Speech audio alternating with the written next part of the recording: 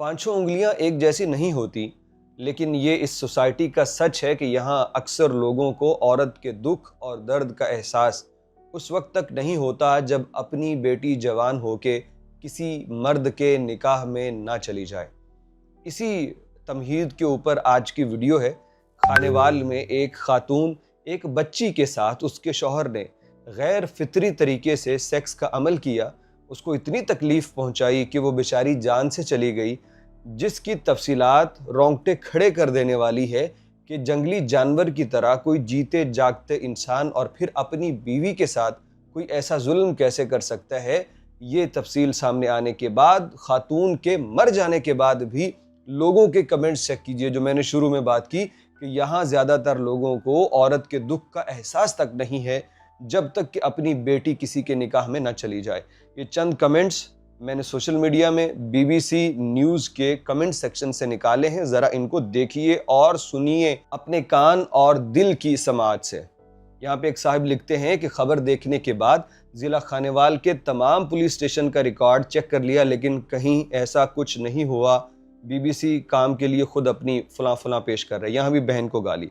फिर एक और साहब लिखते हैं कि बीबीसी की पाकिस्तान से दुश्मनी देखी है, पूरे यूरोप में यही कुछ होता है, वहाँ की खबर नशर नहीं करते, यहाँ की करते हैं। एक और भाई साहब कहते हैं बीबीसी को और तो कुछ नज़र नहीं आया, बस पाकिस्तान की बुराई ही नज़र आती है। इसके बाद एक और बंदा ये कहता है, मैं खानेवाल से हूँ और हमारे शहर और गिरदोनिवाह में किसी भी इलाके में ऐसा कोई वाक़या पेश नहीं आया। एक और लिखते हैं कि बीबीसी वाले हर रोज़ गैर फितरी जिनसी अमल करवा के आज ही पाकिस्तान की खबर दे रहे हैं। एक लिखता है कि याद रखें कि ये बीबीसी का रिपोर्टर पाकिस्तानी है और कितना मुहिब्बे वतन है। एक ढक्कन यहाँ पे लिखता है कि क्या इस तरह सेक्स करने से औरत मर सकती है। अब उसको इस पे भी शक हो रहा है कि औरत मर सकती है या नहीं। और एक बंदे ने तो ये भी लिख दिया, उसका नाम चौधरी है, लेकिन काम जो है वो बड़े घटिया और नीच लोगों वाले हैं। लिखता है कि ये वाक़या 100% दुरुस्त होगा, मगर क्या ये वाहिद अनोखी खबर ही है जो बीबीसी को मिले। अब यहाँ पे मैं एंड करता हूँ कि तस्लीम भी कर लिया कि वाक़या है, अगरचे वाक़या है, लेकिन फिर भी कह रहे हैं कि ये कोई खबर थी देने वाली।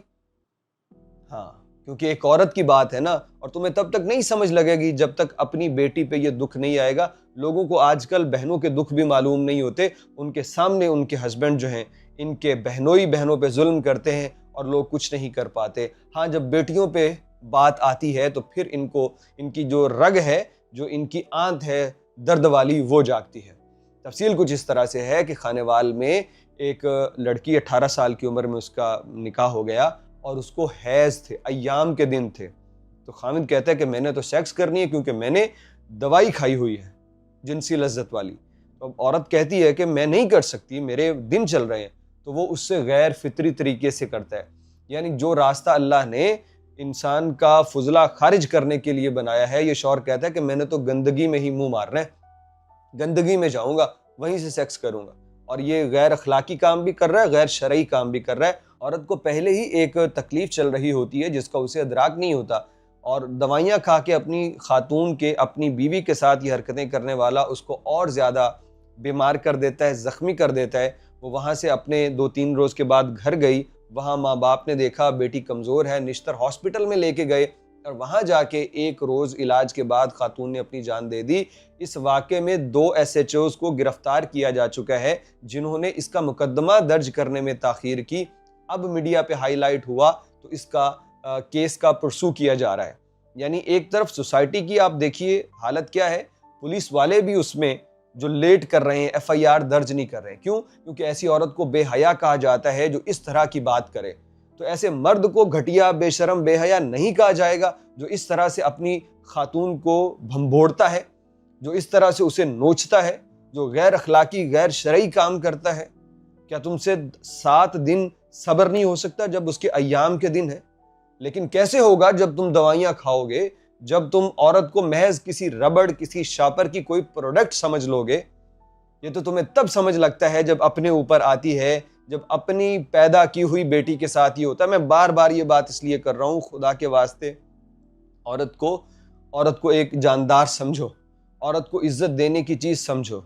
मैं हैरान हूँ, मैंने जब ये स्टोरी देखी और इसकी तफसीलात पढ़ी कि खातून जान से चली गई है और लोगों के लिए ये कोई अनोखी खबर है ही नहीं। वो किस हद तक मुर्दा ज़मीर हो चुके हो। सड़क पे कोई जानवर मरा हुआ पड़ा देख लेना तो उस पे भी दिल को तकलीफ पहुंचती है, एक जानवर मर गया है।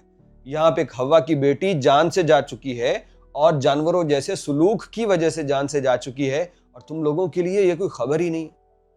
बताइए ज़रा कमेंट करके कि क्या ऐसी गंदगी खाने वाले, गंदगी के रास्ते से अपनी बीवी से ख्वाहिश पूरी करने वाले इन लोगों के मुतालिक आप क्या समझते हैं? क्या ये मुसलमान हैं? क्या ये इंसान कहलाए जाने के लायक हैं? और क्या बेटियों पे होने वाले जुल्म और तशद्दुद ये खबर की कोई अहमियत है या नहीं है? ज़रूर बताइएगा।